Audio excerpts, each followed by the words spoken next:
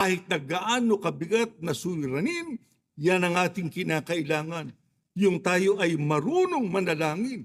Ano dahilan? Sapagkat ang Panginoong Diyos natin nakahandang magligtas sa atin sa panahon ng ating pangangailangan. Ano lang ang kinakailangan? Matuto tayong lumapit sa Kanya. Matuto tayong manalangin sa Kanya.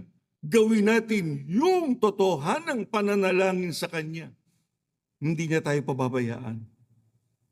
Hindi lang tayo basta tutulungan, bibigyan pa tayo ng ikatitibay natin at ikalalakas natin at lalo na ng kapangyarihan na kailangan natin para tayong makalampas sa lahat ng pagsubok na yan sa ating buhay.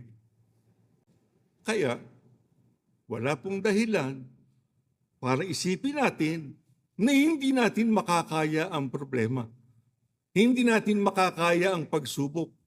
Hindi natin makakaya ang kaligaligan. Ang mga suliranin, makakaya natin yun sapagkat hindi tayo pababayaan ng ating Panginoong Diyos.